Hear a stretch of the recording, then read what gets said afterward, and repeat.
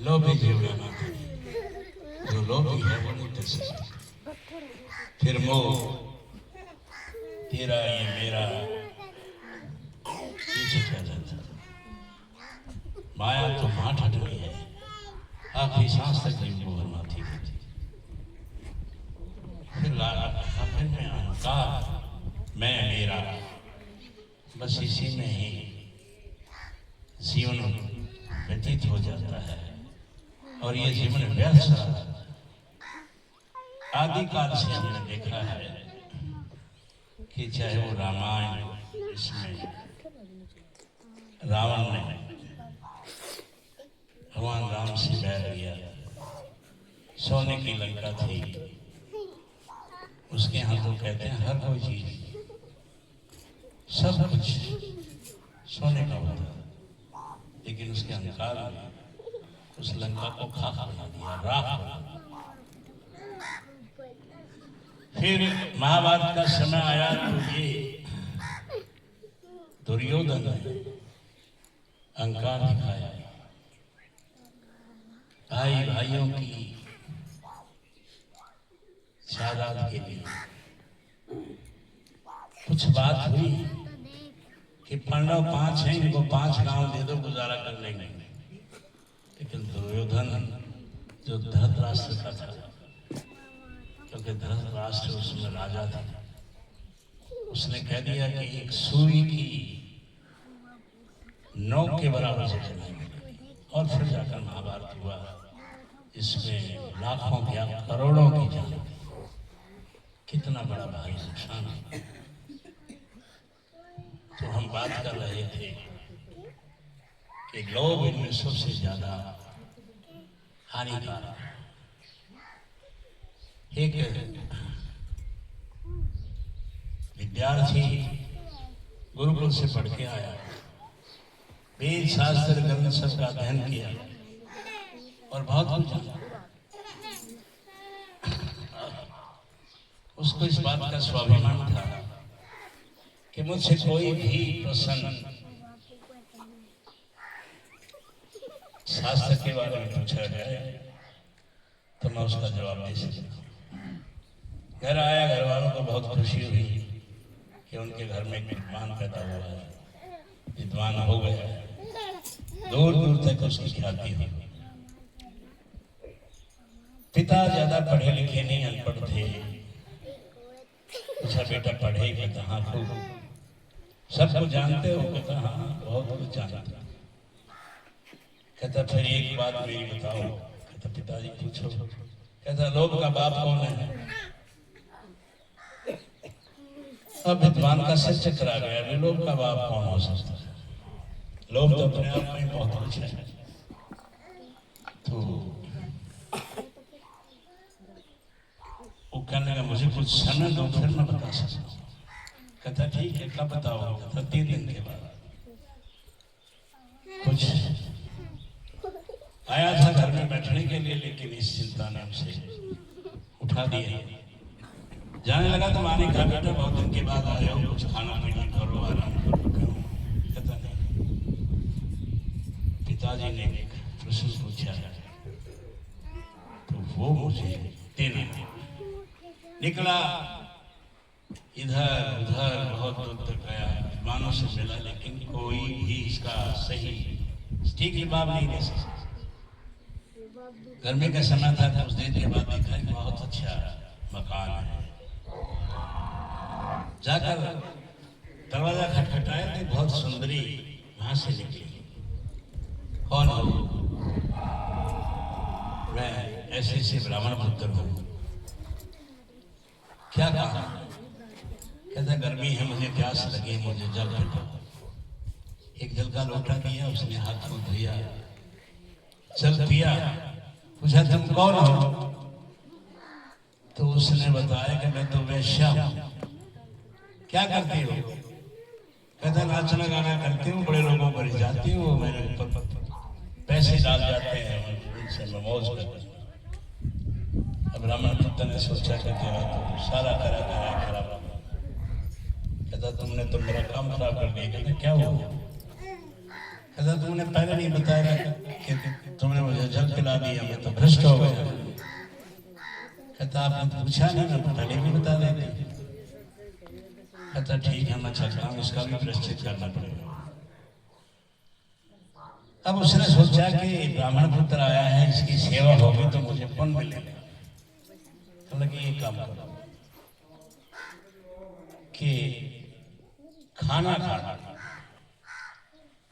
खाने का समय है और आप बहुत दूर से आए बैठे हैं। कहता मैं हूं तो भूखा, लेकिन तेरे घर का तो मैं खा नहीं सकता था, तो ऐसा है। कहता क्या है, जैसे पानी पी लिया था ऐसे खा लेना। कहता पहले मुझे पता नहीं। कहता फिर? कहता पता लग गया। अब उसने सोचा कि देखें ये कितना विद्वान है और कितना संयमी है। कहने लगे ये काम करो, मेरा घर का खाना खा लो, मैं 5 सोने की गिन्नी दूंगी। अब उसे समझ में आया कि ये 5 सोने के सब्जी तो बहुत मुश्किल से बनेंगे, इसके यहाँ का खा लेंगे, कोई बात नहीं। कहने लगे कि ठीक है,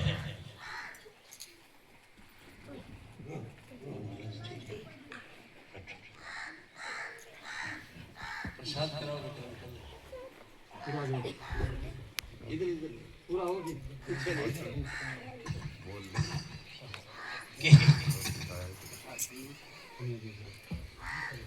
फिर एक शर्त है मेरी कि मैं तुम्हारे हाथ का नहीं खाऊंगा, मैं खुद बनाऊंगा और खाऊंगा। कहता ठीक है कोई बात नहीं। उसने चूल्हा चौका लिख दिया और कच्चा सीधा उसको दे दे। अब ब्राह्मण पुत्र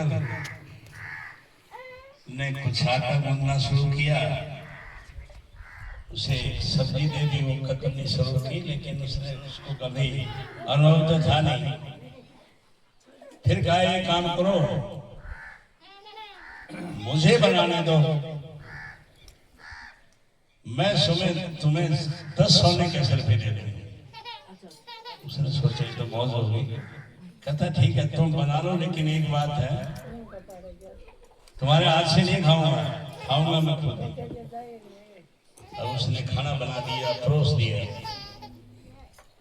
और ब्राह्मण पुत्र जब लगाकर पानी का छिट्टा खाने लगे तो उसने कहा ये काम और करो, मेरे से सिर्फ एक और खा लो, मैं तुम्हें 15 सर्फे सोने दूंगा। सोचा एक और में क्या होता है, आज तो खूब दौलत है। अब उस वेश्या ने एक और उठाया, उसके मुंह में दिया और उसको एक चपेट मारी। वो तो क्रोध से लाल हो गया। कहते ये क्या है? कहता तुम पूछने आए थे ना लोभ का पाप कौन है, तो यही लोभ का पाप। ये जो तुम पाप कहते हो वो कुछ नहीं है, ये लोभ ही लोभ का पाप है। तब उसे समझ में आई कि अनपढ़ और गंवार भी ये शिक्षा रखते हैं, और उसने वहीं से उसको धन्यवाद किया और घर आकर अपने पिता को बताया कि लोभ भी बहुत बड़ा पाप है और वही उसका पाप है। तो इसी तरह जितने विकार हैं उनको एक ही सूरत है, उसी से का बताया जा सकता। सतगुरु के शरण में जाओ, नाम दीक्षा लो और कमाई करके भूसागर से पार हो जाओ, यही रास्ता है। फिर साहेब ने एक वृतांत बताया है कि अंका तारी बनका तारी प्यारी सदन कसाई। अंका बहुत अच्छे भगत थे, और सिवाय मालिक के बंदों के मालिक के नाम के उनको कोई और कुछ नहीं था। सारे सदन कसाई, कसाई था सदन नाम से, जो बांस बीच में गुजारा करता था, लेकिन वहां भी उसी को अच्छा सबक मिला और उसने ये धंधा छोड़ के मालिक के नाम थारे सदन कसाई सुबह पढ़ावत गणका तारी। गणका एक इसी तरह वैश्या थी, वो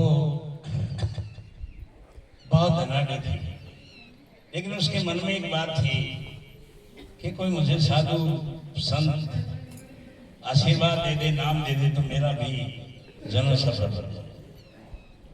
अलबत्ता तो वहां उस मोहल्ले में कौन साधु आएगा, बदनाम मामला था वो। लेकिन अगर कोई मिल भी गया तो हरे करने आज देख उनका हम कुछ भी कर सकते हैं तुम्हारे लिए, लेकिन नाम नहीं दे सकते हैं, बदनाम नहीं होना चाहते। लेकिन रास्ता हर किसी को मिलता है। एक बार भारी तूफान आया, शहर से बाहर एक साधु की झोपड़ी थी, उड़ गई और बेचारे के पास एक गोरिया बिस्तर, वो एक सुअर रखता था पिंजरे में, उससे राम राम बुलाता था और यही उसका समय पास करने का एक जरिया। अब झोपड़ी रही नहीं, तूफान तेजी से आया, सोचा शहर में जाके कहीं गुजारा करें। अब लोगों ने आग को उन दिनों राख में दबाना होता था, यदि गैस थी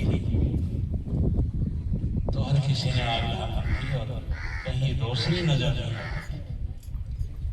कुछ दूर एक अलग बस्ती में गया तो वहां एक चौबारे में रोशनी, सोचा यही क्या, कड़ी से चढ़ के ऊपर गया, दरवाजा खटखटाया तो एक सुंदरी ने दरवाजा खोला कि कौन हो? कहता मैं गणका हूँ। क्या काम करती हो? कहता मैं तो वेश्या हूँ, मेरा काम है लोगों को रिझाना और मौज की जिंदगी है, लेकिन मेरे धन भाग हैं, आज साधु मेरे घर में आया। कहता देख भाई, मैं तो रात के बसेरे के लिए आया हूँ, सुबह उठ के चला जाता। भीतर आया, जलपान कराया, खाना बनाया, खिलाया और उसको तोते को भी चमेना डाल दिया। साधु ने आराम की नींद ली, सुबह चलने लगा। कहता भाई तूने मेरी बहुत सेवा की, बहुत क्या कहती? कहता मुझे नाम दे दो। कहता देखो नाम तो दे नहीं सकते, बाकी और कुछ। कहता जी मैं तो नाम की इच्छुक हूँ ताकि मेरा जीवन सुधर हो जाए, किसी बात की कमी नहीं, लेकिन मेरे मन में एक जिज्ञासा कि मेरा जीवन भी सफल हो। कहता ठीक है फिर एक काम करते हैं, सुआ है, ये है तो मेरे को बहुत प्यारा है, ये ले जाता हूँ। ये क्या करेगा?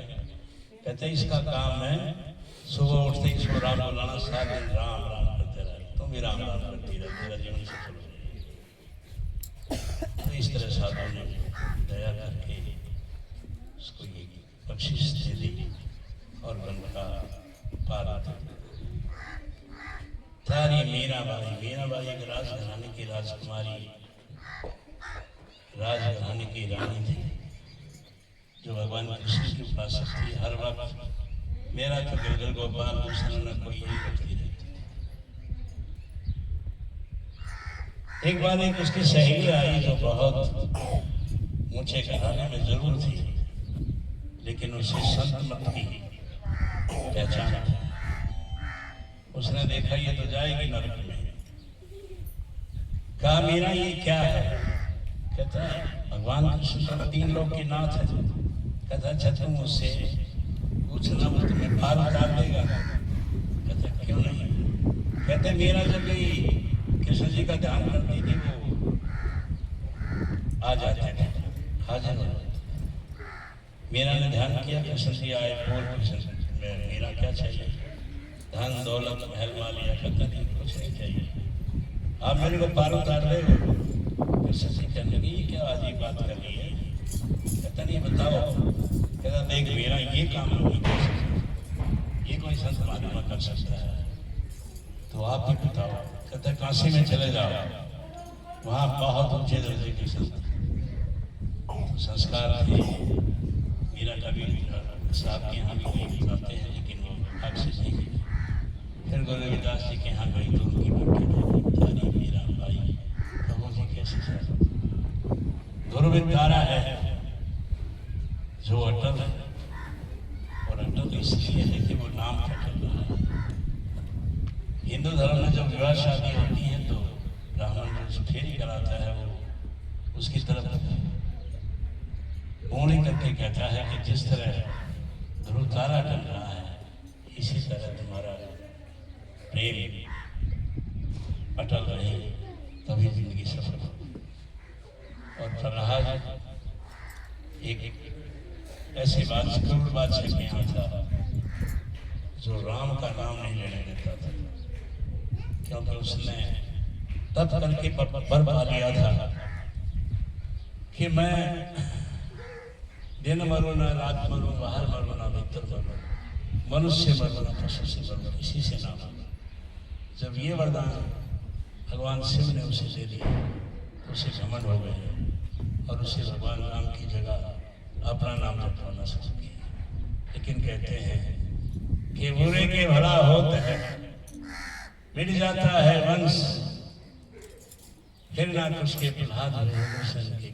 जो अच्छा था उसके यहाँ वंश हुआ और जो बुरा था उसके यहाँ प्रहलाद हुआ। तो बहुत कोशिश की हिरण्य को समझे कि राम का नाम छोड़ दे, आखिरी सांस तक नहीं छोड़ा। अपनी औलाद को कौन मरवाएगा, लेकिन हिरण्य का सपना उसे मरवाने तक की कोशिश। ये होली का जो त्योहार है हिंदू धर्म में मनाया जाता है, वो इसी बात की ताकीद करता है कि प्रहलाद को जिंदा जलाने की कोशिश की थी, लेकिन जो मालिक के भरोसे हैं उनके आश्रय हैं, कुछ नहीं कर सकता। ध्रुवतारे प्रहलाद बारे और गुजरात का हाथी था जो मस्त जीवन बिताता था, वन में घूमता चलता फिरता, नदी के पानी में स्नान करने के जाता और मस्त रहता। एक बार स्नान के लिए गया, गर्मी का समय था, गहराई में चला गया तो उसका पैर पकड़ा गया।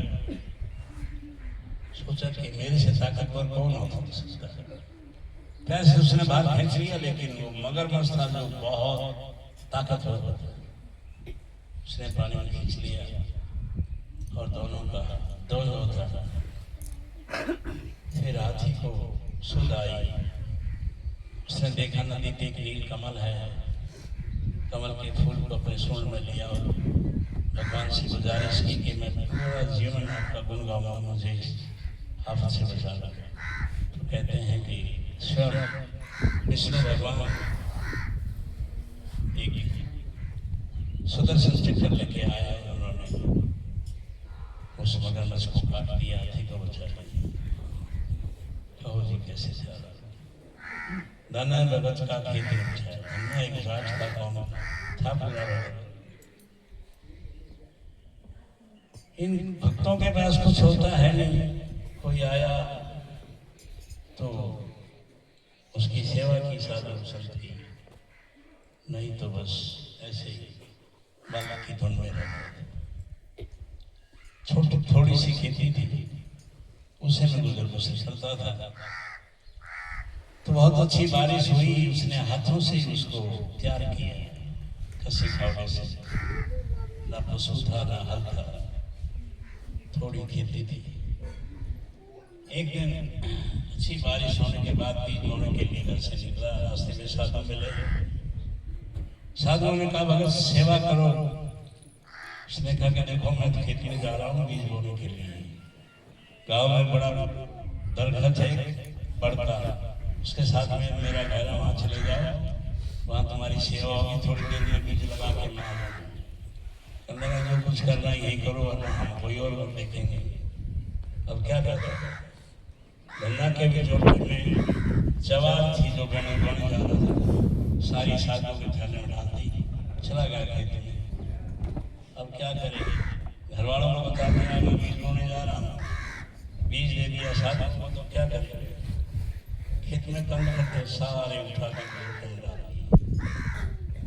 फिर दिमाग में आगे भोगे देखे हम कंकर थोड़ी उगेंगे, लेकिन विश्वास था कंकर बो दिए।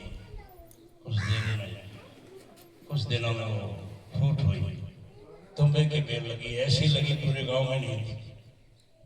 बहुत आश्चर्य हुआ लोगों को, बदलना की तो बहुत जबरदस्त खेती थी। और फिर वो तुम्बे सूखे फोड़े तो उनमें जवान भरी गई। तो ये जीव का विश्वास है। लोग नहीं मानते इस बात को कि वो एक पेड़ बबूल का तो आम कहाँ से खाए, अब वही कंकर और हो गई जवान। ये उसका विश्वास और मालिक के प्रति श्रद्धा थी। धन्य भगत का कीर्तन बजाया, नामदेव की छान छपाई। नामदेव इसी तरह छिपी जात का एक संत था जो कपड़े बेच के बना के बेच के गुजारा करता था। छोटी सी छान थी, भूचाल आया और छान घोड़ा ले गए। अब इसी ससो पंच में कि बारिश आएगी फिर सर्दी आएगी, कैसे गुजारा। लेकिन एक बात उसका विश्वास था कि मेरे मालिक ने इस बात करेंगे, इसलिए कहा है नामदेव की छान छपाई। खुद मालिक आया और उसकी छान को छुपाया। सैन भगत का संसार में क्या बने, सैनिक राजा के यहाँ नौकरी करता था। लेकिन था भगत, एक दिन बादशाह के महल में जा रहा था, रास्ते में साधु आए, कहने लगे भी सेवा करो। कहने लगा देखो मैं तो ड्यूटी जा रहा हूँ और बादशाह के नहीं गया तो वो मुझे सजा देगा। कहता भैया हम भी साधु हैं, थारे आश्रय हैं, नहीं तो हम किसी दूसरे घर में जाएंगे। अब सैन ने सोचा कि ऐसा तो ठीक नहीं। घर गया, उनको जलपान कराया, खाना पीना कराया, दक्षिणा दी, लेकिन रात भर परेशान रहा, नींद नहीं आई। सोचा कि कल बादशाह क्या कहेगा। सुबह वक्त से उठा, उठ के चल पड़ा बादशाह के महल की तरफ। हर राजमहल के दरबार होते हैं, आजकल गेट कीपर को कहते हैं। दरबार हंसा, कहने लगा सैन कल तो बड़े खुश थे, आज बड़े उदास हो। अब सैन सोचे कल तो आया नहीं तो खुश कैसे होंगे। उसने सोचा कि कोई बात नहीं, कहने दो इसको, अंदर देखते हैं बादशाह क्या कहता है। डरता डरता अंदर गया तो बादशाह भी खुश। कहने लगा सैन तुमने तो कल मेरी ऐसी संवार और मालिश की, मेरा सिर खुल गया। अब सैन सोचे मैं आया नहीं तो ये दरबार कहता है मैं आया था, इसको तो मुगालता हो सकता है, लेकिन बादशाह भी ये कह रहा मेरी सेवा की। फिर उसे याद आया कि और कोई नहीं, मेरा मालिक आ सकता है। सैन भगत का संशय में क्या आप बने हरिनाई कहो जी कैसे सारा। अंत में कबीर साहब ने बहुत अच्छा संदेशा दिया है। काशी के हम वासी कहिए मेरा नाम कबीर। काशी के रहने वाले थे, कबीर उनका नाम था। करनी करके पार उतर गई, मैंने करनी की तो पार उतर गया। जात वर्ण कुलहीन, चाहे मेरी जात छोटी थी चाहे मेरा वर्ण छोटा था, हीन था, लेकिन मैंने मालिक का नाम लिया, गुरु का हुक्म माना तो पार उतर गया। और यही संदेश हम सब के लिए है कि हम गुरुओं ने हमें कमाई का मार्ग बताया है, कमाई करके ही पार हो सकते हैं। प्रभु जी कैसे प्यार हो, हमारा अवगुण भरा है, तो गुरु ही है, गुरु ही पार उतार सकता है। लेकिन हमारे लिए जरूरी है कि हम श्रद्धा, विश्वास और प्रतिबद्धता। परमपिता मनमोहन साहब ने भी कहा है, हाँ मग्नानंद संसार आटे चौपट परखण हार नीक विश्वास साहब कहते हैं जो विश्वास करेगा वही ले जाएगा, बाकी तो निरख फर्क में रह जाएगा, कुछ हाथ नहीं आएगा। इन्हीं शब्दों के साथ मैं अपनी वाणी को लाने देता हूँ। सत्संग जारी रहेगा, कहीं भूल चूक हो उसमें सुधार होगा। एक बार फिर प्रेम से बोलो आनंद।